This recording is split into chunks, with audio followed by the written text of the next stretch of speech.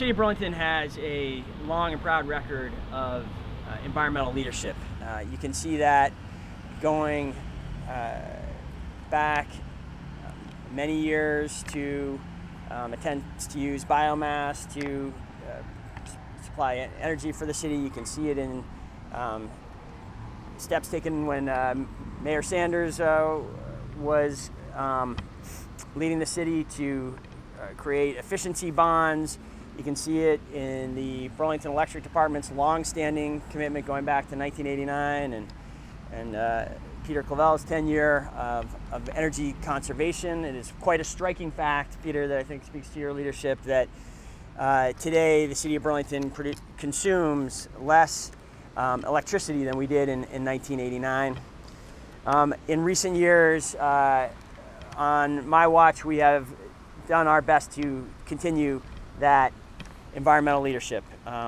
It is one of the top priorities of my administration. I certainly am highly aware that climate change is the challenge of our time and one that cities around the world are leading on, and we have tried to pursue that leadership both with initiatives such as reaching the goal of sourcing 100% of our energy from renewable sources.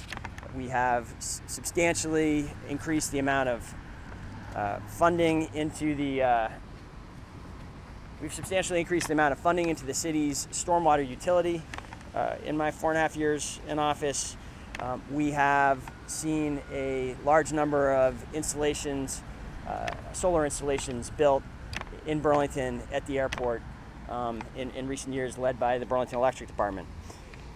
We now have a decision before us as a community that I think has great potential to go down as yet another important step in this list, yet another important step in the city meeting its climate action plan and achieving its climate goals.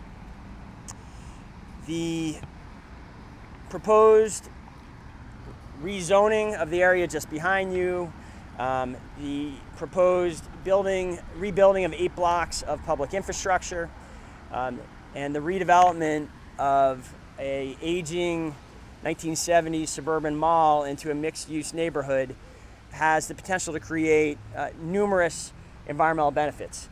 Many of you have heard me speak about what those benefits are over the last number of months as you've been covering this story. We are joined here today by the leading environmental advocates in the state for you to hear from them what they see as the environmental wins, both with respect to climate change and with respect to protection of the lake that will come from a yes vote on 3 and 4 on November 8th.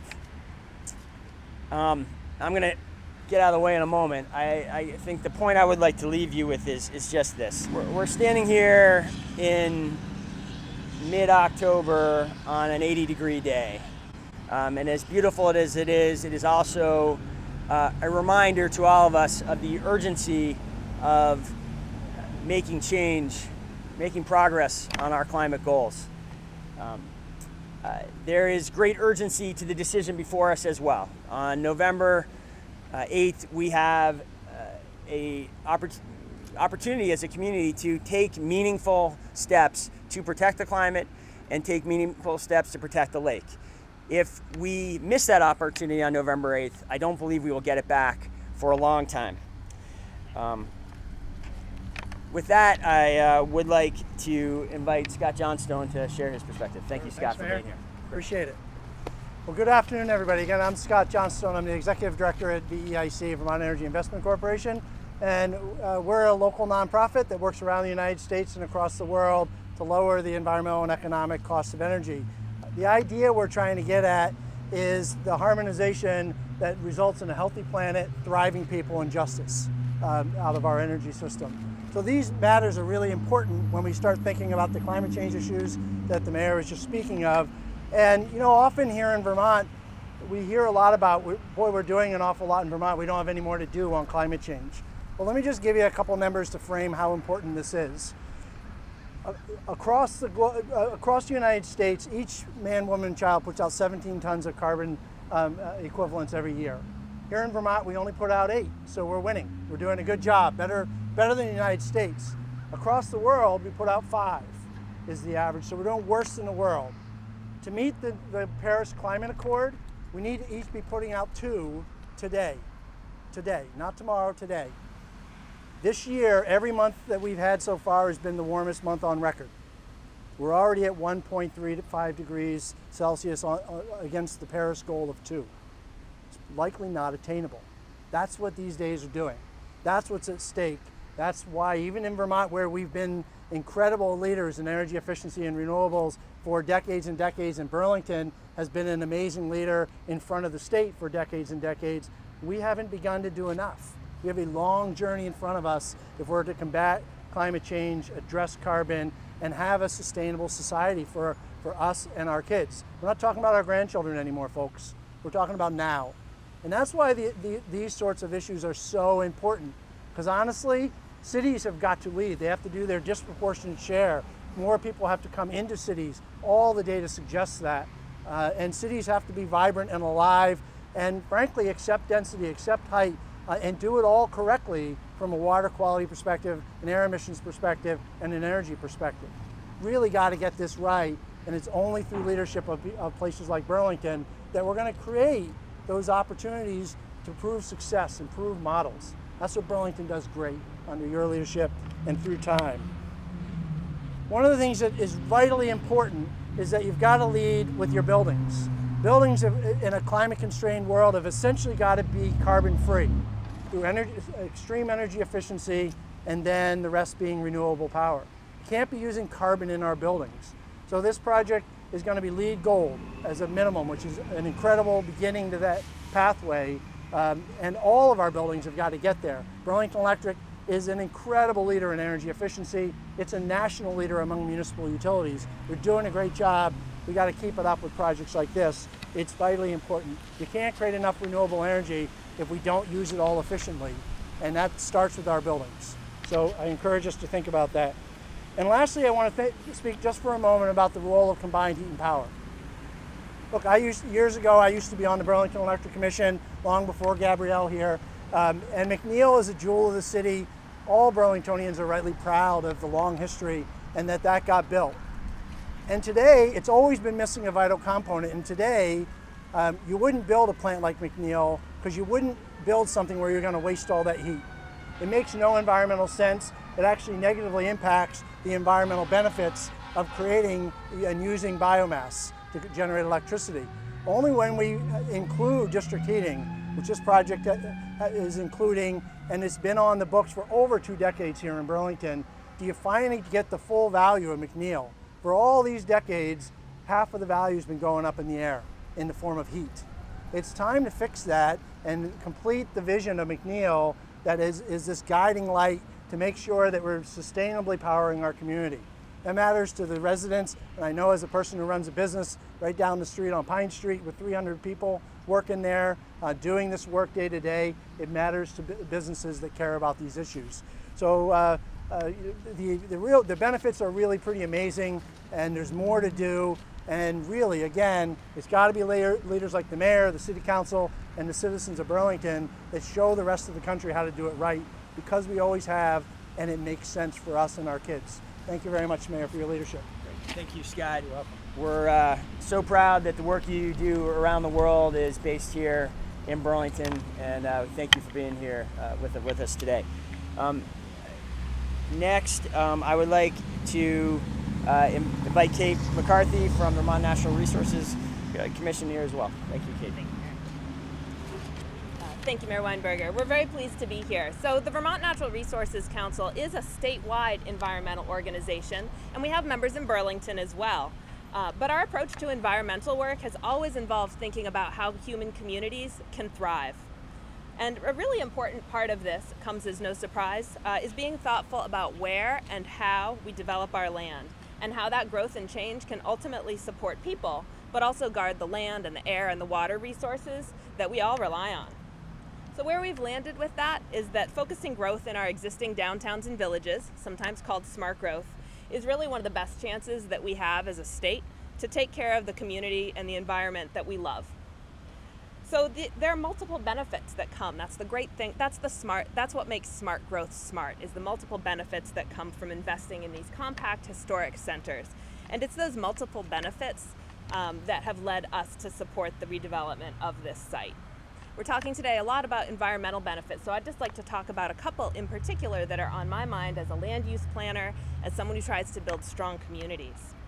So first, redeveloping existing areas that are not utilized very well really takes pressure off of undeveloped areas like farmland and forests. And this is more than theoretical. At VNRC, we really have seen what this can mean in practice. And I'll give you an example. Recently, we intervened to oppose a massive development at a highway interchange here in Vermont. And that highway development had almost the exact square footage of development that this Burlington Town Center proposal includes. It has almost the exact same square footage, but it was built on over 10 times the amount of land as this project will be built on here in Burlington. And almost 50 acres of that land was primary agricultural soil. So I look at our options, and I think if we have a choice between building houses and offices on the site of an old downtown mall, or on some of the state's best agricultural land, land that we all feel is important and needed for our future sustainability, I think it should be a pretty clear choice. So those are the kinds of choices that we have when it comes to land development. Second, it's been said before, but I think it's really important to point out that by putting housing and jobs and services closer together, it means people that will have transportation options other than their cars.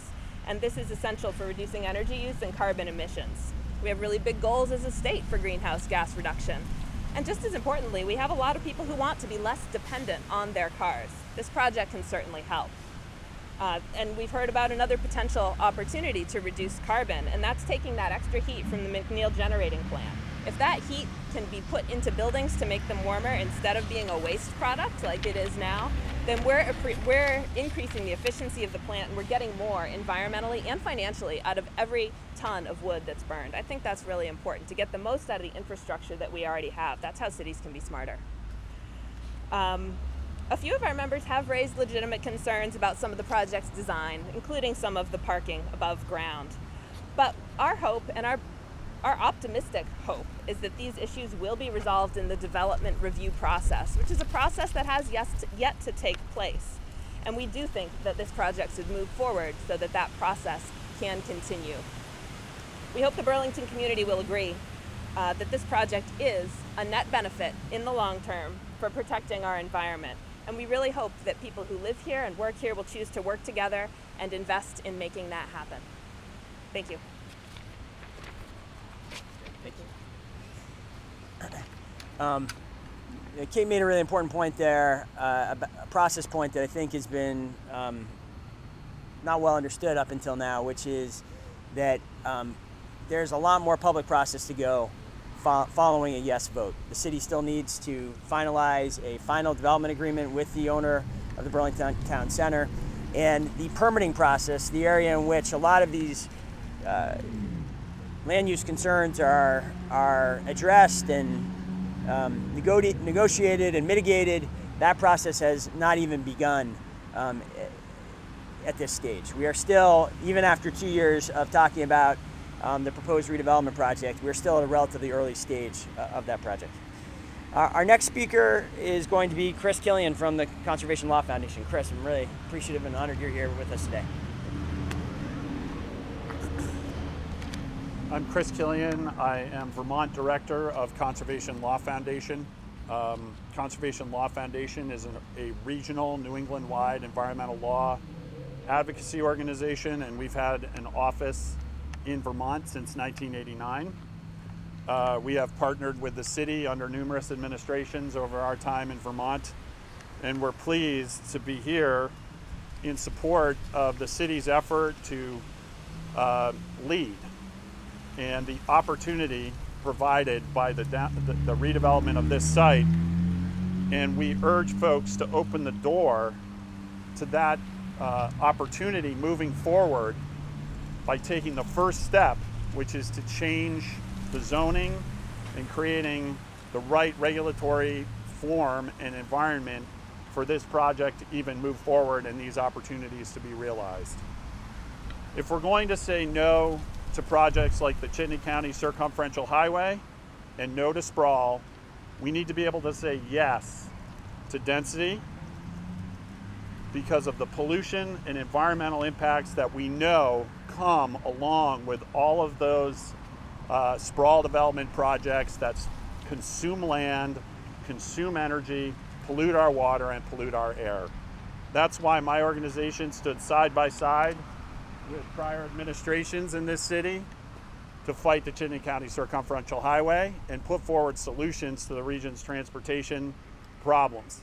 And we're seeing that come to fruition now throughout Chittenden County and in Burlington, and this project is a key component of that. We need to get people into the city and living here affordably and sustainably. Similarly with McNeil and the city's energy profile generally, I would echo Scott's comments and other comments before. For years and years and years, folks have recognized that heat from McNeil is a lost opportunity. And it's time to take advantage of that opportunity. And it's not absolutely certain that it will move forward with this redevelopment, but this is the best chance that this city has had to actually stop studying this problem and to start using that heat for people and businesses in the city. I want to focus primarily though on the lake, on Lake Champlain. I'm joined here with Conservation Law Foundation's Lake Champlain Lakekeeper. A lot of folks are aware of CLF's multi-decade campaign to get this lake cleaned up. And the city has to do its part and has stepped up in many ways to do its part. This zoning district and this project present a wonderful vision of a city working with nature, setting a visionary standard for managing stormwater pollution and reducing the contribution of the city's hardscape, the roads, the rooftops, the buildings, the sidewalks, to both the ongoing problem of the combined sewer overflow, but even more directly to the polluted stormwater runoff that flows off so many city streets nationwide. And so this is an opportunity, again, working with the leadership provided by the city to start to really address the problems in the lake and set an example of an environmentally sustainable approach to both the managing rainfall and runoff, dealing with pollution, and creating the livability benefits that come along with a lot more green space and a lot more pleasant city experience. There's no question that my organization will remain in dialogue with the city. There's no question that a lot of folks are going to want to have a say about this specific project. There are a lot of infrastructure challenges in Burlington, but this is a major step forward that will send a message that will resonate nationally as cities figure out how to live more sustainably from a water, energy, transportation, and downtown redevelopment perspective. So thank you.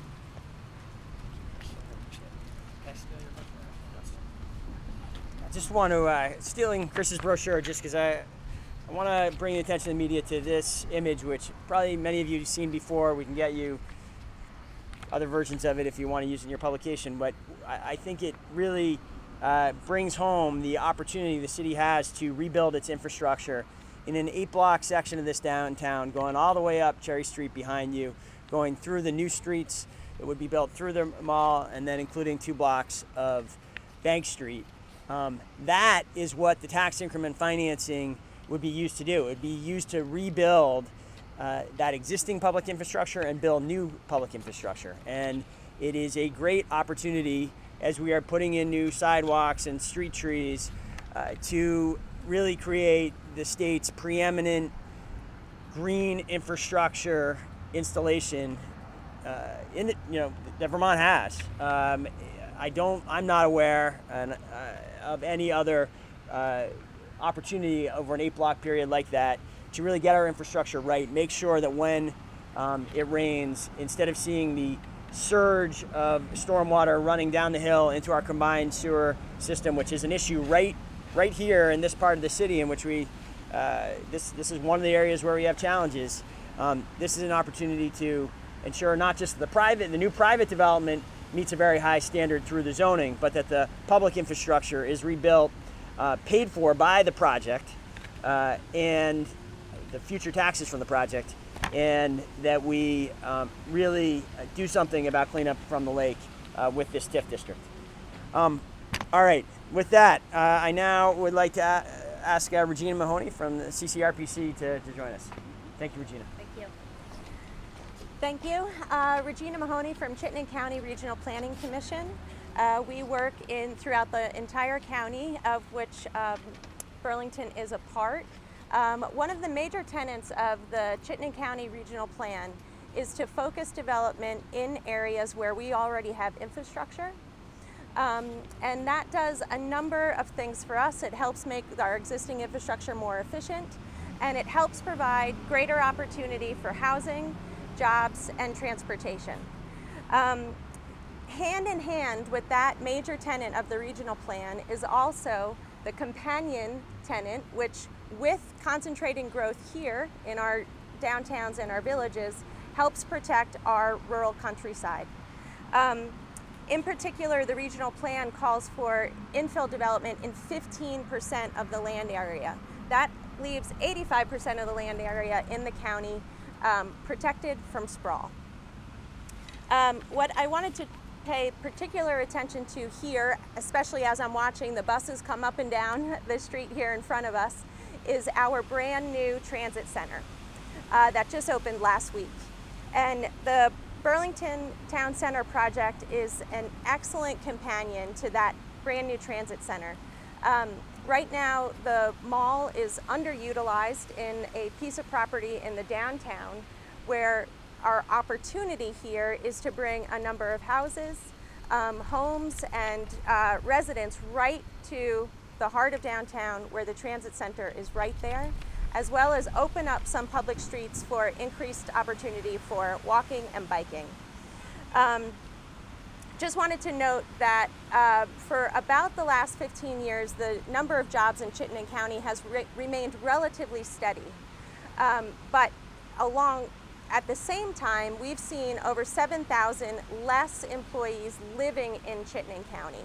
That means 7,000 employees are now commuting into Chittenden County, whereas they used to all live here. Bringing housing into the downtown right next to the transit center is really going to help bring folks here, so we see less congestion on our roads and lower our greenhouse gas emissions in the county as a whole.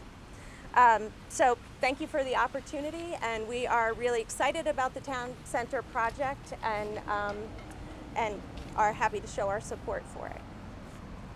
A sincere thank you. I think it's exciting to be standing with you and be aligned on this issue. I think the areas of the country that have gotten smart growth right have seen a coalition of municipalities and business interests and environmental advocates and affordable housing advocates, and we haven't always had that kind of coalition here in Vermont. I think today is an exciting day, both for the important decision in front of us and for the possibility that we might find ways to continue to collaborate on these important issues going forward. So thank you. The next person I'd like to speak is the chair from the Burlington Electric Commission. The commission, we had a commission form of government here in Burlington for a long time. The Burlington Electric Commission is one of our most significant commissions and has played a key role in this environmental history we're talking about today. The commission was very much an advocate leader about 10 years ago, just a little over 10 years ago, in making the decision that as a city we were not going to continue to purchase power from the Vermont Yankee nuclear facility, and that we instead needed to look to other sources. And the commission continues to play a leadership role today as we ask ourselves tough questions, strategic questions about how far we can go with this. How do we get to being closer to our goals of being a net zero city? And I appreciate Gabrielle's leadership on that commission and being here today. Thank you. Thanks. Great. So I'm Gabrielle Stebbins, and I've been working in sustainable development as a park ranger as someone who's measured and monitored water quality and water quantity in a bunch of rivers and estuaries, and for the last 10 years or so in energy resource management, particularly energy efficiency and renewables. It's a pleasure to be chair of the Burlington Electric Commission and also a Burlington resident, and also the first homeowner in Burlington who had a smart meter on my house. I can't take credit for a lot of what Burlington, what the Electric Commission has done and what the department has done in the city, having only joined in the last couple of years. But what I can say is that Burlingtonians and Vermonters generally, we crave the opportunity to move forward as sustainably as possible. You see this in our food, you see this in our water, you see this in how we approach our decision making at the State House and here in local decision making processes. The key to sustainable development, well, there are many keys, but two main pieces. Number one, use less. Number two, what you do use it wisely. To a key part, you've heard this mentioned by several of our speakers, a key part of this is about building up, not building out and across through sprawl. If you drive along Route 116, if you drive along Route 2, you can see us begin to gobble more and more land, more water, more cars, more travel, more air pollution, all of those pieces.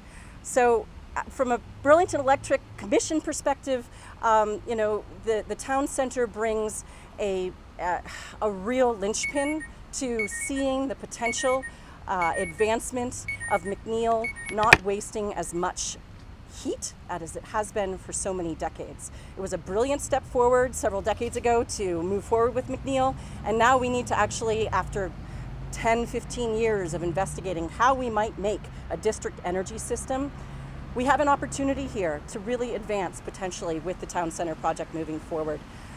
I will note, going back to the sustainable development concept, there's a key theme here from all the speakers, be it transportation or affordable housing or equity or energy or water. And the key theme here is that we do have climate changing. And part of climate change, part of that whole theme is the concept of change. So yes, no matter what, we're going to see change. The question is, how do we want to respond to that change? And I would suggest that we want to take it and take every opportunity we can with district energy, with more solar, with more effective, denser development, and with fewer cars on the road and more people living where people work as well. Thanks. Great. Finally today we have former Mayor Peter Clavelle. As we've already noted, Mayor Clavelle was in the middle of many of these important events in the past where the city made steps forward when it comes to the environment. Peter really saw the connection between the economy and the environment and equity. He wrote that all up in a vision called Legacy, and it is stunning to look at that document more than 15 years later and see how relevant it is to today. Thank you, Mayor Clavelle, for being here today, and thank you for joining this campaign for ballot questions 1 through 4 as its treasurer. Thank you, Peter. Thank you, Mayor. Yes, most of you weren't around 16 years ago when this document was prepared, but if you look at this document, you'll see that the issues that were debated back then in the year 1999 and 2000 are the same issues that were being debated today. The debates around growth and development in Burlington are not new debates. Now, as one who has worked for the people of Burlington for almost a quarter of a century, 7 terms as mayor and 7 years as community and economic development director, working with Bernie Sanders, I could offer a history lesson, but I'm not going to do that. I just want to share with you a bit of my passion and my excitement for sustainable development. We've heard other speakers speak to this. But for me, a yes vote on questions 1, 2, 3, and 4 on the November ballot really will significantly advance Burlington's quest to become a more sustainable community. A no vote on these items will be a setback for Burlington in terms of its quest to become more sustainable. So what do I mean about that? Again, I've worked for a sustainable community in my time with the people of Burlington, but in the last 10 years I've also worked with communities around the world in their challenges to become more sustainable. And to me, the fundamental issues of sustainability are two. We need to develop today without undermining the ability, the capacity of future generations to develop this community.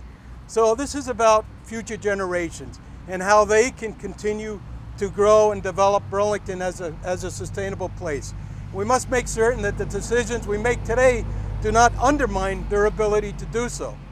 The second issue to me that's important about sustainability is it's about an integrated approach to development. It's about connecting the dots of the 4 E's. The economy, yes. Environmental protection, yes. Equity, yes. And education and engagement. Now, the economic benefits of this project should be obvious. Hundreds of jobs will be created, and we'll see an expansion of the tax base. Not only the property tax base, but also the sales tax base, the rooms and meals tax base, and the income tax base to benefit not only Burlingtonians, but all Vermonters. The consequences of saying no, I think, are very serious. We have a significant, I believe the most significant taxpayer in Burlington that is going downhill rapidly. And that is the so-called Burlington Square Mall. It's yesterday's attempt to meet the needs of the community. It is no longer meeting those needs, and it needs to be replaced with something different. Not a mall, but a mixed-use development that will provide multiple opportunities for citizens. The second E is about energy, and others have spoken so eloquently about that. I don't need to, but the idea of giving people an opportunity to live and to work in the center of Burlington, to get by on a daily basis without having to get into their car, to use public transportation, or better yet, to walk to work, are phenomenal. The opportunity, after so many efforts to actually make district energy happen and to tap the wasted energy from McNeil and bring it downtown, this project enhances that opportunity. We've heard about smart growth. Let's talk about Lake Champlain, and the investment that will be made here will enhance the city's opportunity and will upgrade the infrastructure to better manage the stormwater that's flowing into that lake. So the carbon footprint will be minimized. In terms of issues of equity, give people a choice. Give people an opportunity to make a decision affecting their future, but also decide where they want to live and where they want to work, and can they live and work in the same place. And the affordable housing component of this project that has been poo-pooed by some, I think, is very substantial. And lastly, the fourth E is education and engagement. People of Burlington, as always, have been engaged and have had the opportunity to have their voices heard. And I think the plans that you're seeing reflect those voices. This has been a 2-year process, and they're going to have the ultimate voice when they vote. And some have already voted, but most will vote on November 8th, right? Yes. When they vote on November 8th, they will decide whether this project goes forward or not, whether the bond issue go forward or not. So that's engagement, but there's also an education piece, which is take the time, scratch a little below the surface, understand the benefits of what's being proposed, but also take the time to understand what the implications to you and to this community are if the answer is no to questions 1, 2, 3, and 4. And I think if the answer is no to those questions, there will be a serious setback in this community's effort to become a more sustainable community. Thank you. Okay, thank you all for bearing with us. We had a lot to say. Happy to take some questions. Mayor Weinberger, do you know, can you gauge your confidence as to whether the new building will achieve these goals over here? Oh, it has to. It's required by the zoning. That's one of the, elements,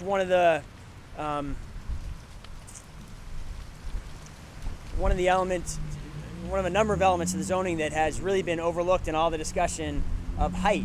I think everyone knows that's one of the things we're changing in the zoning is we are allowing the building to go modestly higher. In addition, however, here are some of the other changes in there that have been overlooked. Anything new built in this zone, not just the project we've been talking about, but in the zone will need to be required by zoning to meet a LEED Gold standard.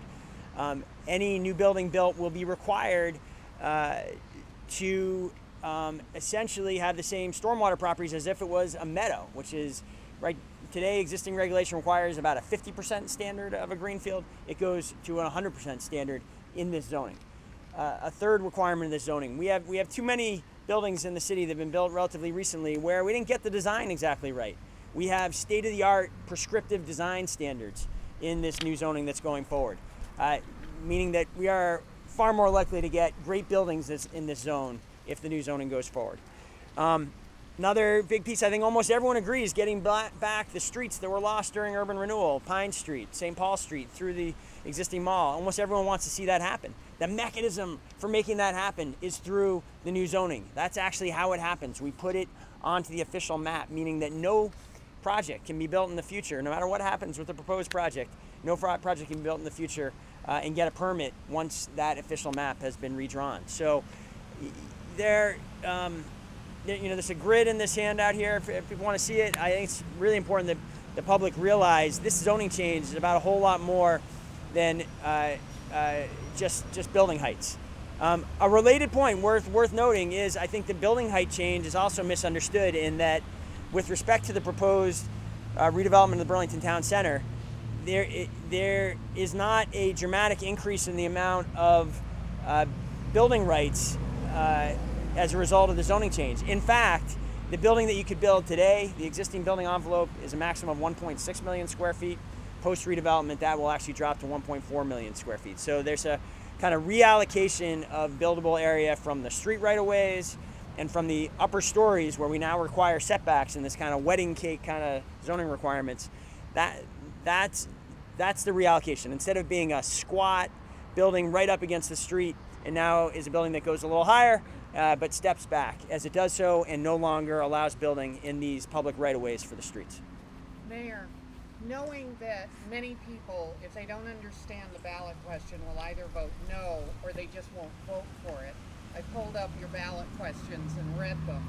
All but one of them are pretty understandable. And I got to number 3 and I went, okay, would you please translate this to English? Because I think most of the people going into the ballot booth, if they haven't been following this, right, are going to stare at it and go, I have no idea what question 3 is. Could you give us question 3 in English?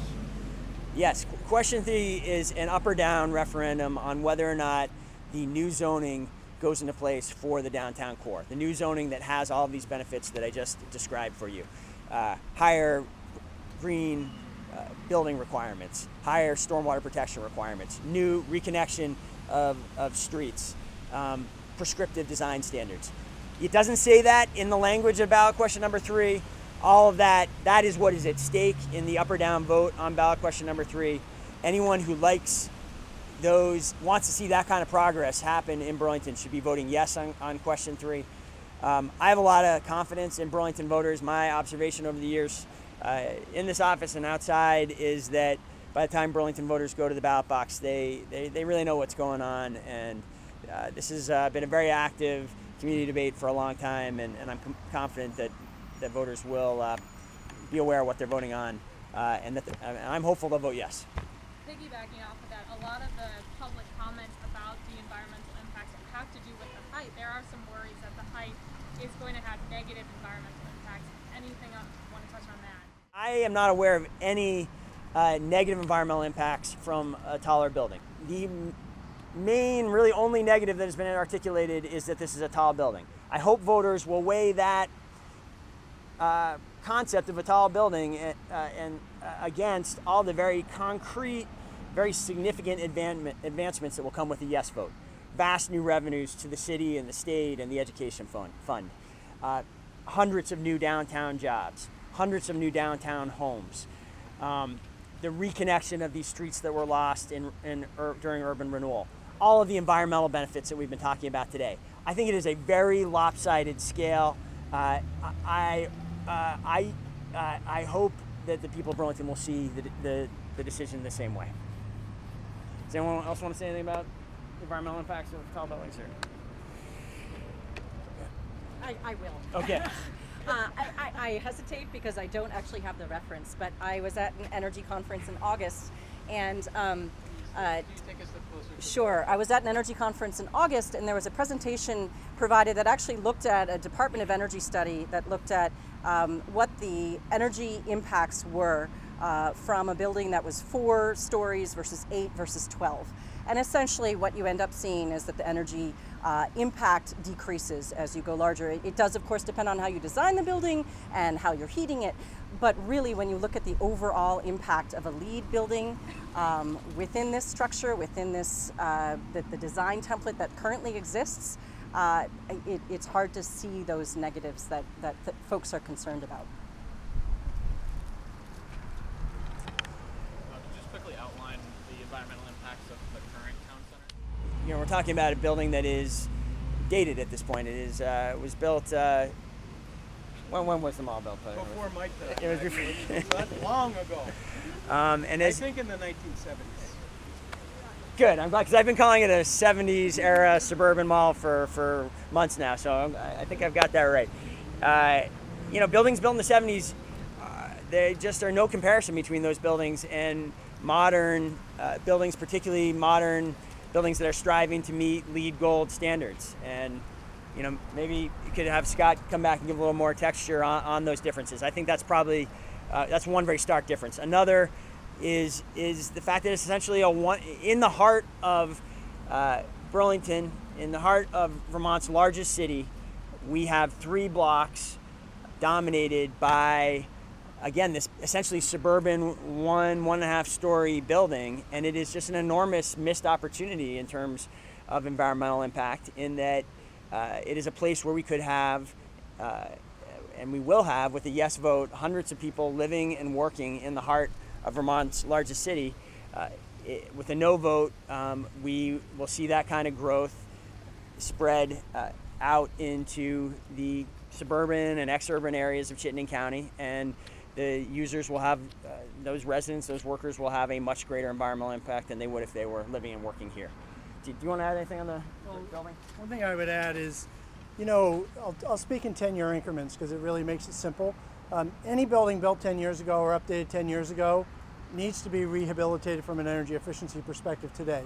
Very few buildings, because the technology changes, our knowledge of building science improves, and so we're many, many cycles away from a 1970s building on the building science side. And then on the, you know, Chris and I went back when I was Public Works Director here, you know, with Mayor Clavelle at the time, you know, we all worked on this Macy's facility, and so we did well by the stormwater issues for the day. We were just coming off the improvements to the treatment plant. This expansion came along. We did well by the day, but as you've heard, that was at a 50% of greenfield standard, right? That was considered a really robust, good standard of control at the time. It isn't today, right? We know we have to do more and better. So and lastly, you know, when you build, essentially, it's better than a strip mall, but it's a 2-story building, you know, in the middle of a downtown instead of a 1-story strip mall. That's not a good use of land and promotes a lot more vehicular traffic, which means a whole lot of carbon pollution and all kinds of stormwater pollution that comes with that, and all the sprawl that you've heard other speakers speak about. Facilities like old-style malls promote all of those negative environmental consequences and many more, but that's just a little bit more flavor. Last point on this is the key point. The other major difference between that building and how we will build new buildings in this zone is that was built before modern stormwater protections were in place. My understanding is essentially it is a site that is a 100% impermeable today, meaning any drop of rain that falls on the property today immediately runs off into the city's stormwater system and contributes, has a maximum contribution, if you will, to the surges that happen in our storm system when we have a big rainstorm. That is what causes the environmental damage in the lake. Hopefully I get this right with you guys standing here, but those storm surges do 2 negative things. They carry phosphorus out into the lake, and they also result in these combined stormwater overflow activities, combined stormwater overflow events in this part of the city, where the same pipes are carrying raw sewage and stormwater, and the system just can't treat all of that when we have these storm events. That's going to be totally different when the new buildings are built in this zone. they will be required to go from having 0% treatment on site essentially to having 100% treatment on site. No water will hit the building without being slowed down, detained, treated before it enters the stormwater system. And that, that combined with the rebuilding of the public infrastructure should dramatically change the profile of this section of the city in a few years. Can I just add that it's one thing to compare the existing building with a proposed new building, but what I want to speak to again is opportunity, because without the zoning change, without the financing district, who knows when change might be coming. So, and a lot of the opportunities that are presented here are not just about the current baseline. They're about actually attacking much bigger problems that afflict the region and the city, reducing carbon footprint, bringing more people into the downtown than currently can be accommodated, reducing stormwater pollution. So it's one thing to compare this building with a new building, and that's totally legitimate, but I think the opportunity component and what the doors that are opened associated with that opportunity is really critical to focus on as well. Okay, last thing I'll say, just to again make the point, but I think it is a key point that I hope Burlingtonians have on their minds as they go into the voting box. This is a community that knows climate change is happening, that believes the science, that knows our lake is in trouble. And I think the great majority of the people in this city go about their life wishing they could do more about climate change, wishing they could do more to clean up the lake. And they don't often see opportunities to really have an impact. On November 8th, every voter in Burlington has a chance to do something about climate change. Every voter has a chance to do something about cleaning up the lake by voting yes on ballot questions 3 and 4. Thank you all for being here today. Really appreciate it. Thank you all.